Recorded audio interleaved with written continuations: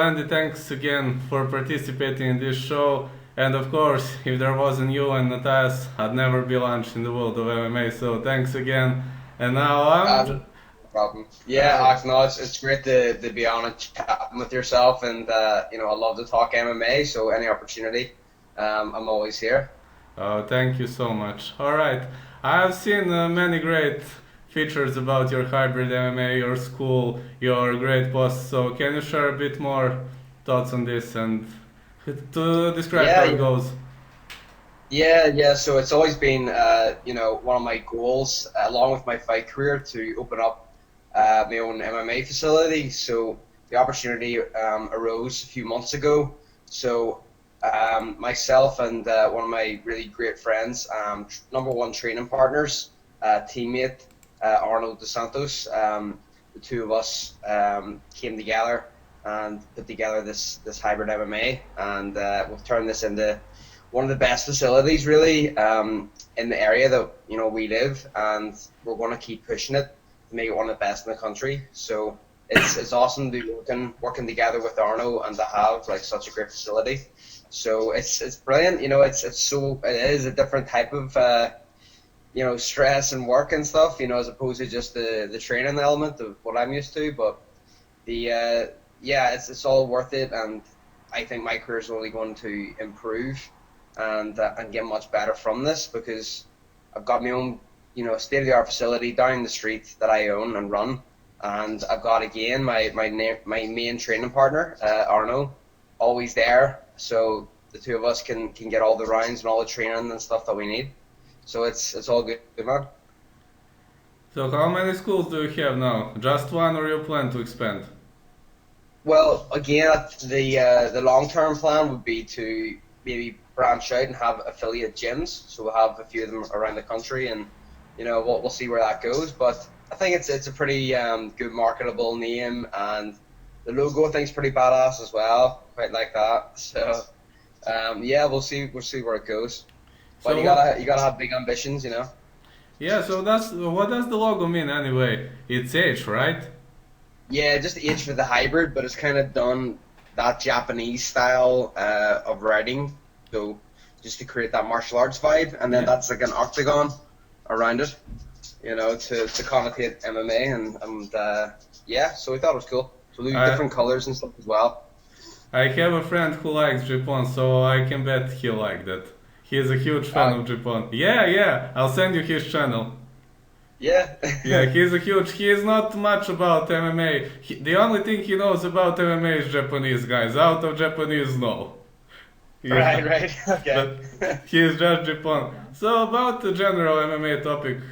So what do you Yeah. think? You train this sport for a very, very long time, so I guess it's very, very hard to say who's the best puncher in the world. But do you have some candidates in the world of MMA? Francis Ngannou, I think just straight away, just shouts out to me. He's a scary man. He's Yeah. got some serious bar. Um, Yeah, Nagano, I mean, I guess you could say, you could argue McGregor when he fights at featherweight. No, not really when he's going to fight at welterweight, but at featherweight, he's got a lot of power. Um, and big punchers too. Well, I mean, there is so many, but I think those two are maybe probably the biggest ones in my mind. Jeremy Stevens pretty up there too. I really rate him. I had the pleasure of training and hanging out with him for a good few months in Alliance back a few years ago. So he's a cool dude like as well, but he's funny like on a night out. Went to a couple of clubs and stuff, and he's a madman, but he's good fun. But yeah, it's serious power, serious power. What do you think of John Lineker? According to me, he's one of the best punchers. I mean, I like to watch him, and Yeah, like pretty decent.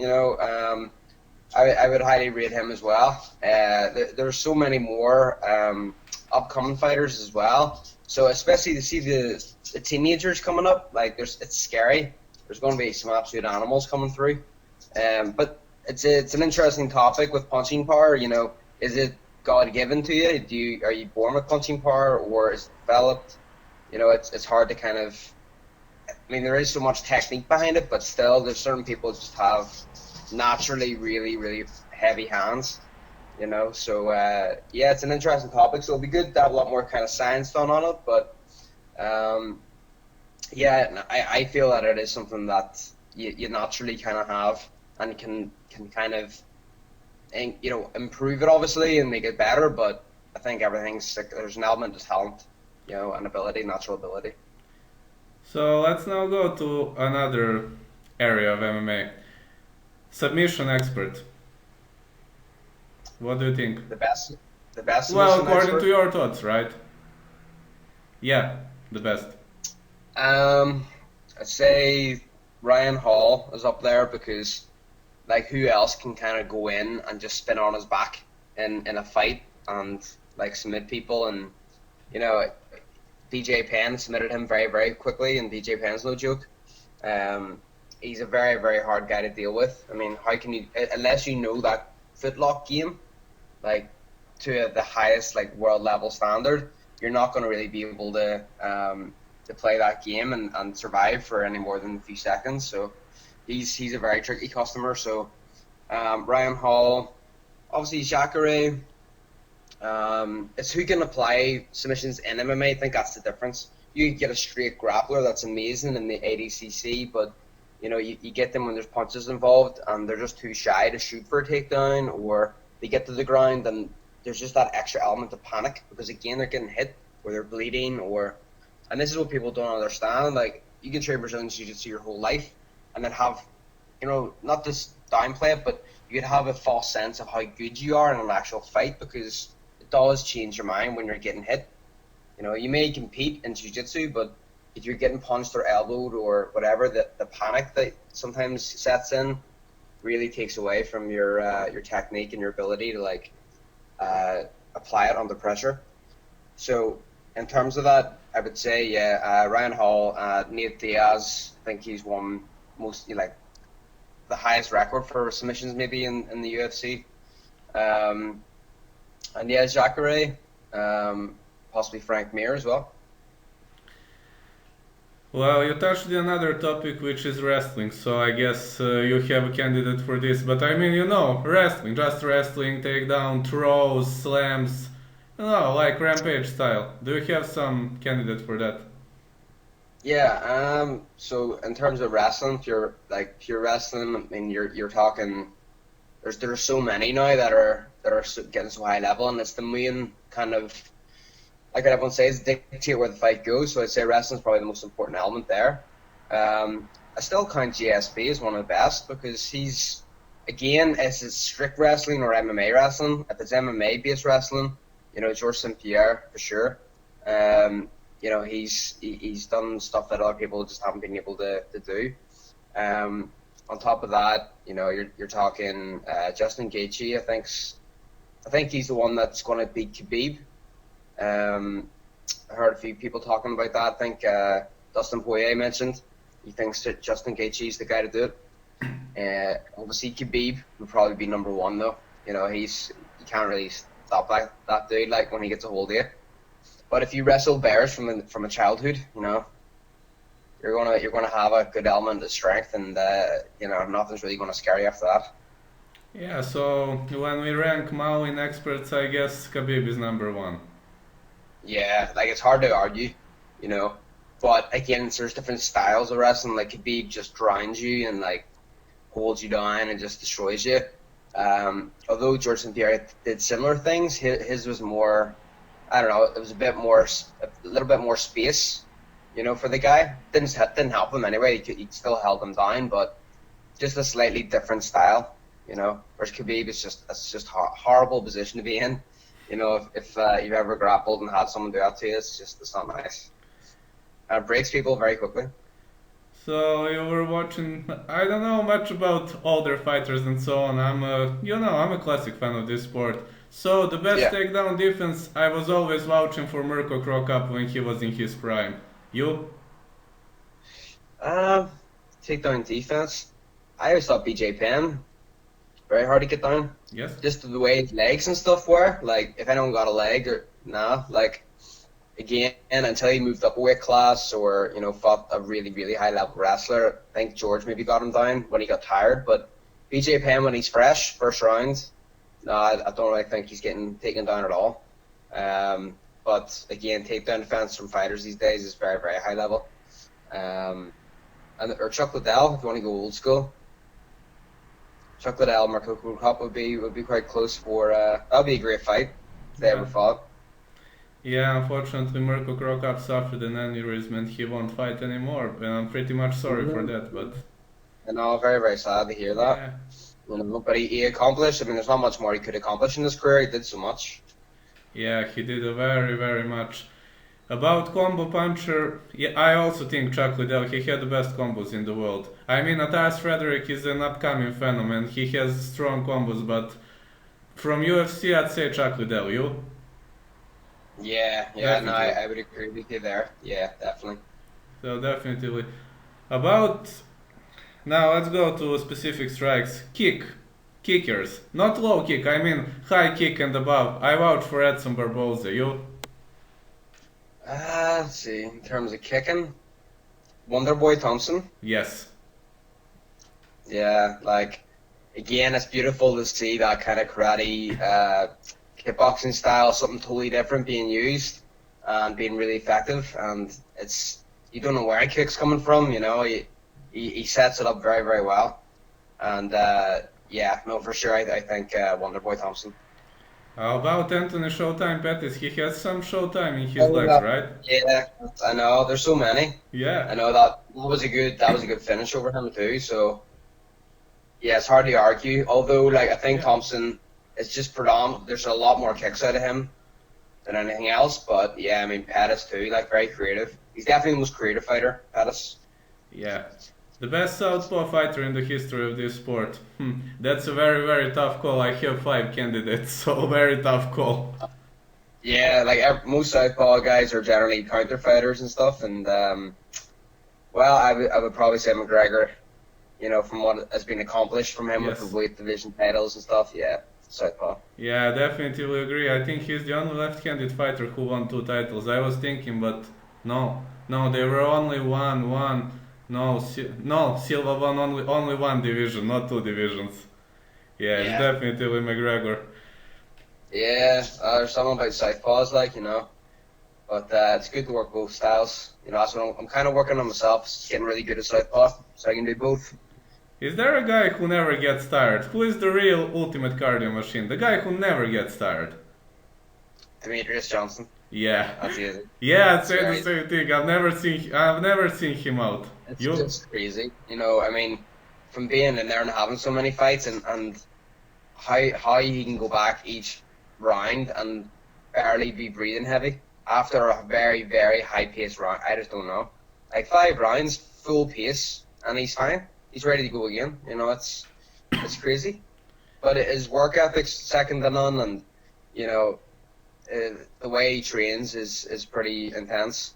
But he's a smart guy as well, so he's looking after his body, and you know, you never really hear of him getting injured. A lot of other champions and fighters get injured, but he's been pretty good with that.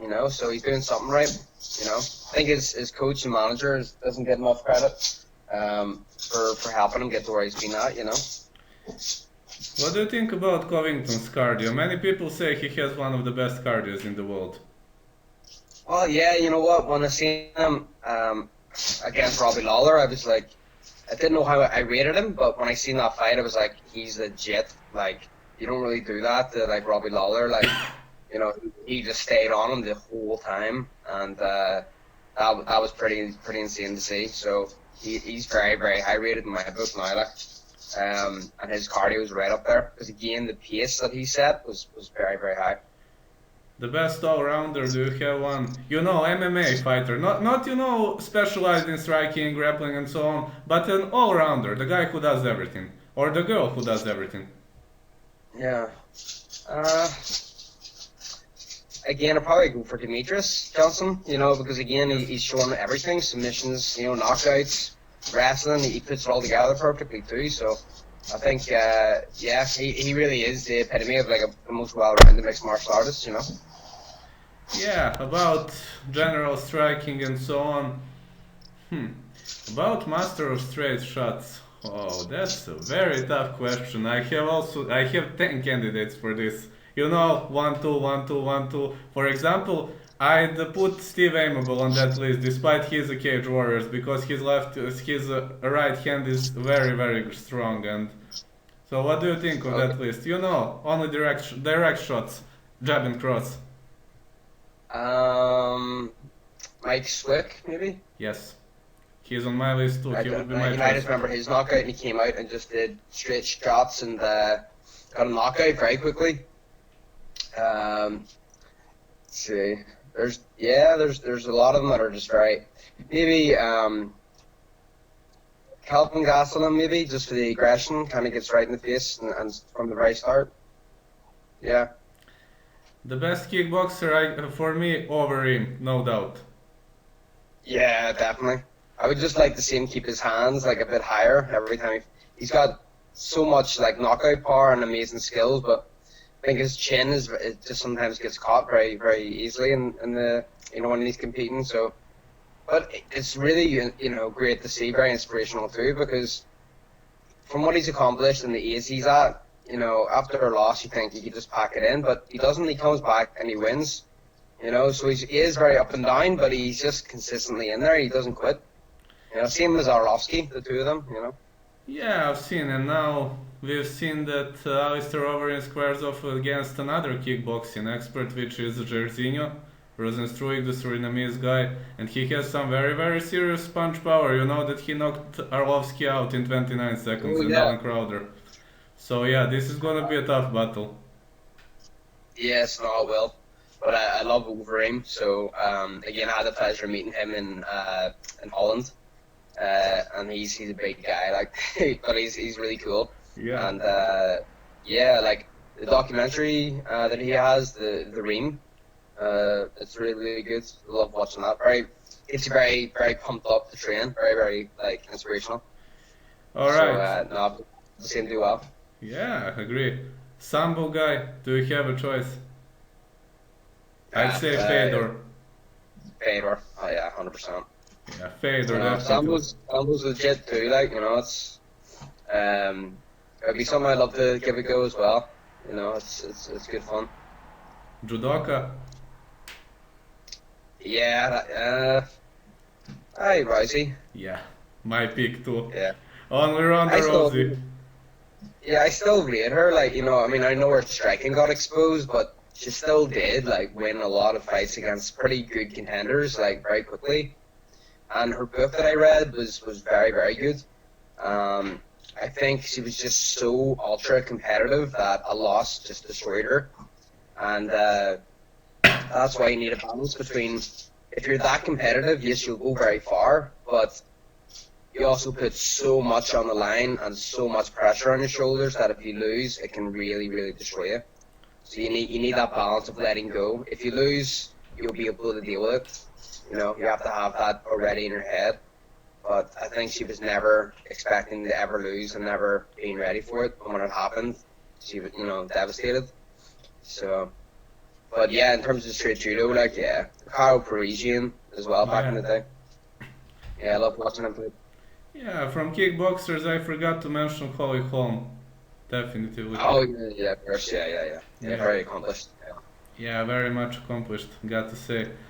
According to your thoughts, who is the fastest MMA fighter ever? You know, super quick combo strikes. Do you have some this guy is super fast, no need to be strong, but fast, very fast. Very fast. Hmm. Well, you have to go to the lighter weight Yes, divisions, yes. like flyweight and stuff. So I don't want to use the Demetrius card again.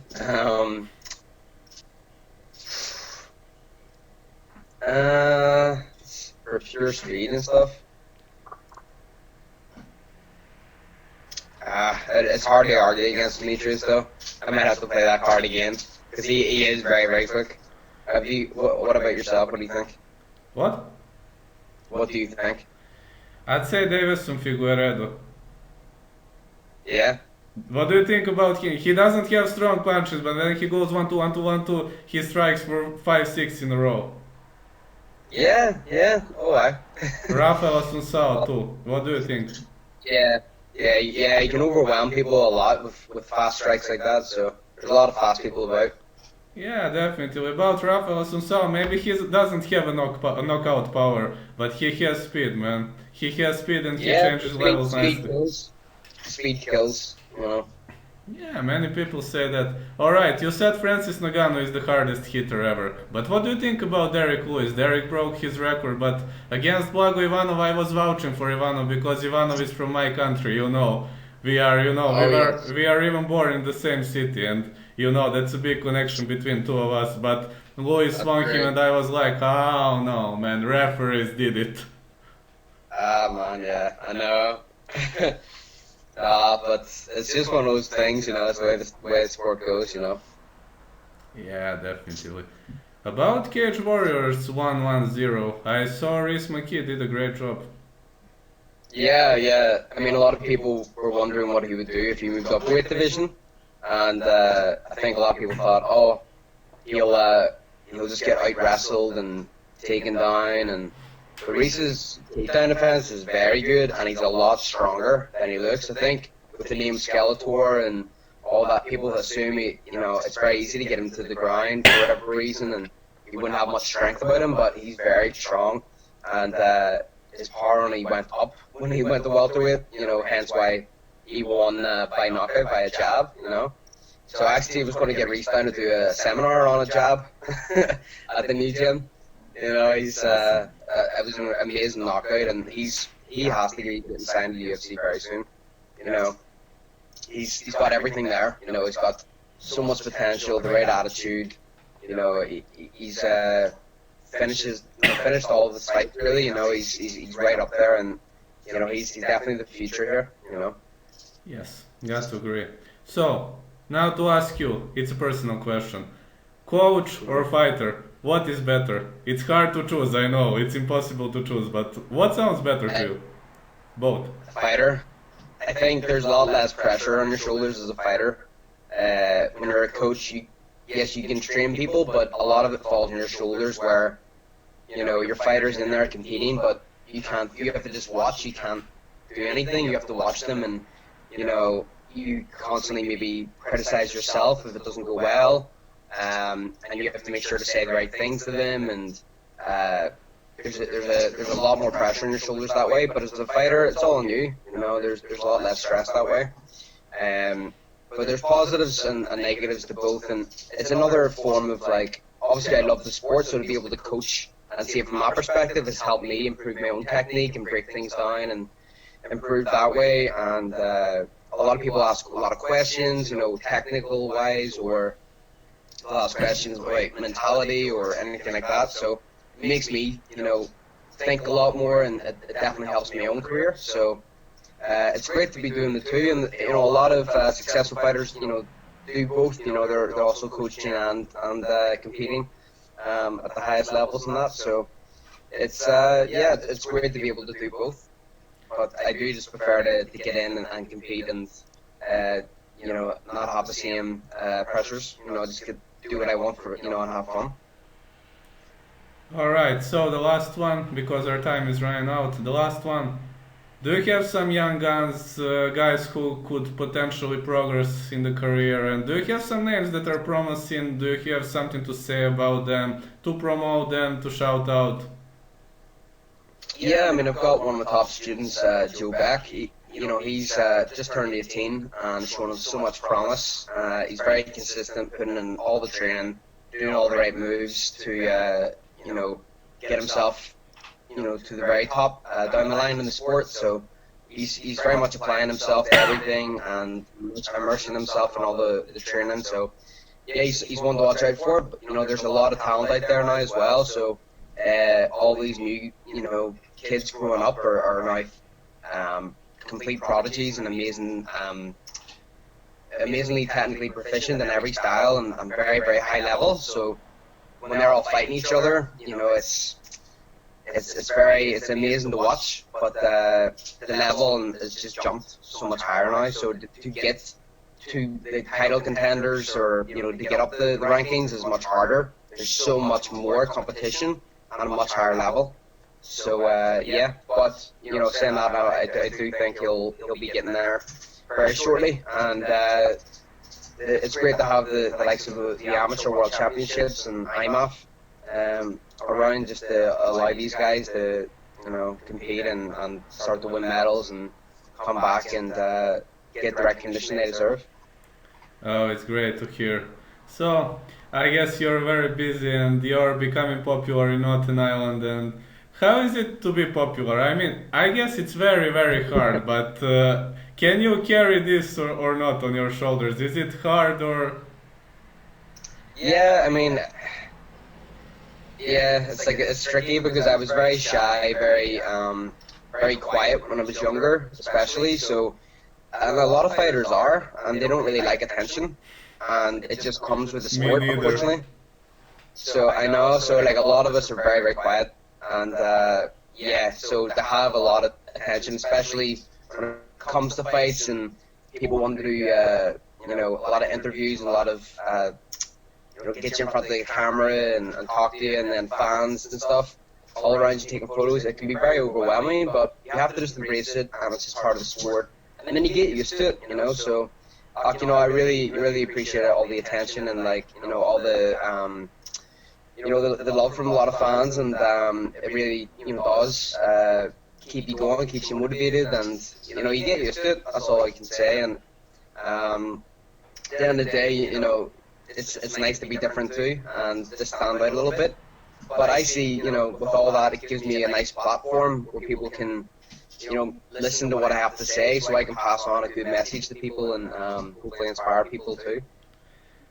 In one of my interviews, Gilbert Burns said, "If you don't have haters, you're doing something wrong." I assume you watched that one. So, yeah? Yeah, yeah, Yeah. 100%. No, I get haters all the time as well, and Yeah. like you can't pay attention to it, and you just have to laugh it off. And at the end of the day, anyone that's hating hasn't actually trained or done the sport or is of any relevance really. So it's that whole thing of like a lion doesn't care about the opinion of a sheep, you Yeah, know? absolutely.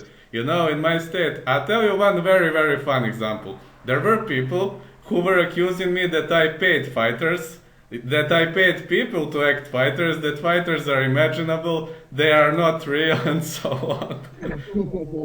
Uh, Trolls, just trolls, man. Yeah, and believe it or not, trolls are mostly women 35 plus, believe it or not. uh, Nah, pay no attention. Yeah, I guess so. Many say the same thing. So again, I see you're busy and time ran out, so thank you so much for this, and I No hope we'll worries. discuss some other time and wish you all the best with your gym. I hope this will be the best in Northern Ireland. You're on a great path, bro. Yeah. Thank you so much, man. Thank Okay, you, Andy. appreciate it. Thank All you. right, man. All the best. See you later. All right. Bye bye.